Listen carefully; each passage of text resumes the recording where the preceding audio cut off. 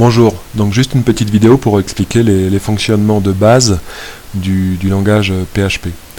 Alors PHP c'est un langage qui est très peu utilisé en mathématiques et c'est normal parce qu'il ne sert pas à ça. PHP c'est un langage qui a été créé pour faire des sites web dits dynamiques, au contraire des sites web dits statiques qui sont faits que en HTML.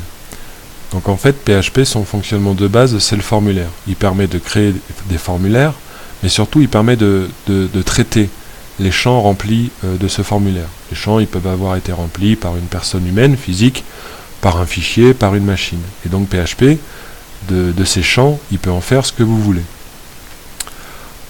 On peut, dans PHP, séparer le formulaire, le fichier. On peut faire un fichier qui fait le formulaire et un fichier qui traite le formulaire. Là, dans l'exemple que je vous ai donné, vous avez un formulaire qui est donc rempli dans la balise forme, et dans la balise forme, vous avez deux attributs. L'attribut action, vous mettez ici le chemin du fichier qui va traiter les champs du formulaire, et ensuite vous avez la méthode. La méthode, c'est la méthode avec laquelle les champs vont être traités. Vous avez soit post, soit gate. Je vais expliquer juste un peu plus loin la différence entre les deux. Là, vous voyez par exemple que le fichier qui va être appelé pour traiter les champs du formulaire une fois que la personne aura cliqué, aura validé les champs de son formulaire, c'est le même fichier qui fait le formulaire. Quand vous faites un formulaire avec la méthode post, une fois que la personne aura cliqué sur valider, vous allez recevoir les champs du formulaire dans une variable tableau qui s'appelle $post. Et vous pouvez donc très bien faire un fichier qui fait à la fois le formulaire et le traitement du formulaire, ce qui est le cas ici. Vous allez faire une condition sur le champ ou les champs que vous êtes censé recevoir par le formulaire. Donc là, je fais une connexion avec une condition avec empty, c'est-à-dire que si le champ existe déjà et est non vide, là je fais un traitement sur le champ, c'est-à-dire que je vais lui appliquer la fonction factorielle. Si cette variable, soit elle est vide, soit elle n'existe pas, c'est le formulaire qui est affiché. Alors, je vais vous expliquer une première chose, justement pour faire des mathématiques. Donc là, je vais ouvrir et exécuter ce fichier. Donc voilà, ça se présente comme ça. Bon, là, il n'y a pas de design, c'est-à-dire que je n'ai pas mis de CSS, c'est basique. Là, c'est pour calculer la factorielle en itératif. Donc je vais rentrer, par exemple, le factoriel de 10. Voilà. Donc première chose, déjà PHP ça fonctionne comme ça, il me retourne la factorielle de 10, mais on voit que la factorielle de 10 c'est censé être un entier et que déjà ici PHP nativement est passé en flottant. C'est-à-dire que nativement il est quand même pas très fort pour calculer en valeur exacte avec des entiers ou des décimaux. Mais il y a un moyen de pallier ce problème, je vais vous montrer ça tout de suite. PHP, ça fonctionne aussi avec des librairies, donc vous pouvez télécharger une librairie supplémentaire qui s'appelle BCMath et qui vous permet de faire des opérations plus précises avec les entiers et avec les décimaux, et notamment avec les grands entiers et avec les décimaux. Donc par exemple ici j'avais fait une itération classique, je vais la commenter et je vais décommenter ici ceci qui utilise des fonctions de la librairie BCMath.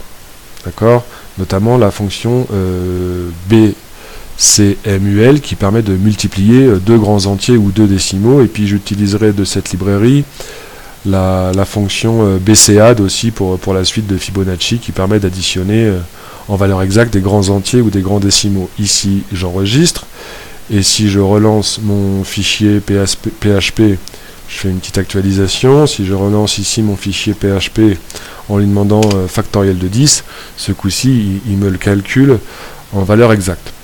Autre petite remarque, je vais afficher le code source de la page. Vous voyez que dans mon fichier, ici, il y a du HTML et du PHP. En revanche, au niveau du navigateur, il n'y a que du HTML. D'accord ? C'est-à-dire que le PHP, lui, il est exécuté côté serveur, alors que le HTML, lui, il est exécuté par votre navigateur, on va dire au niveau local. Et le PHP, lui, il est exécuté au niveau serveur, c'est-à-dire que votre fichier, il envoie du PHP à un serveur web, le serveur web le traite, et lui, le serveur web, à votre navigateur, il renvoie du HTML, et c'est tout. D'accord ? Ensuite, je vais vous montrer la différence entre la méthode post et la méthode gate. Donc ici, je vais vous montrer un deuxième fichier. C'est exactement le même, c'est toujours pour la factorielle en itératif, sauf qu'ici, directement, j'ai utilisé la librairie BCMath et les fonctions de BCMath. Il y a exactement la même chose, sauf qu'ici, je ne traite plus les champs du formulaire dans un tableau $_post, mais dans un tableau $_gate. Après, c'est la même chose. C'est juste la méthode de traitement des champs du formulaire qui n'ont pas été déclarés avec la méthode post, mais qui ont été déclarés avec la méthode gate. Alors, qu'est-ce que ça change? En fait, quand vous avez une méthode post et que on va dire l'utilisateur de votre programme clique sur valider pour valider les champs de son formulaire, avec la méthode post, les champs du formulaire sont envoyés de manière transparente, c'est-à-dire qu'on ne les voit pas. Avec la méthode $gate, les champs du formulaire transitent via l'URL. Alors je vais vous montrer tout de suite. Ici, je vais faire factorial n avec la méthode gate, je vais rentrer factorial 10. Alors on ne voit pas de changement, c'est comme tout à l'heure finalement avec la méthode post, sauf qu'ici, voilà, les champs du formulaire ont transité via l'URL, avec le point d'interrogation, puis le nom du champ dans le tableau $gate et la valeur de ce champ. D'ailleurs ici, si au lieu de mettre 1, je mets 70, que je le change directement dans l'URL, et bien il me calcule la factorielle de 70. Alors, on pourrait croire que la méthode gate est moins sécurisée que la méthode post. En fait, pas du tout. Et dans les deux méthodes, de toute façon, vous avez des précautions à prendre sur l'existence des champs du formulaire et sur leur type, leur nature ou ce qu'elles sont censées contenir. D'accord? C'est des failles de sécurité classiques, mais on les connaît en PHP, et donc ça fait partie de ce langage de faire attention aux champs qu'on reçoit. Donc voilà, en conclusion, avec PHP, vous faites des formulaires, vous traitez les champs de ce formulaire par deux méthodes possibles, gate et post. La plupart, dans 95% des cas, on utilise la méthode post, d'accord? Mais vous avez déjà navigué sur plein de sites où vous avez vu ce genre d'URL bizarre, là, avec des points d'interrogation. Et ben c'est la méthode gate. Et enfin, on peut éventuellement faire des calculs mathématiques au niveau multiplication et addition avec des grands nombres entiers ou des grands nombres décimaux en ajoutant une librairie supplémentaire qui vous donne accès à des fonctions qui permettent ce genre de calcul. Et par exemple, dans les exemples qu'on va voir là, on peut arriver au même résultat en PHP et en Python. Voilà.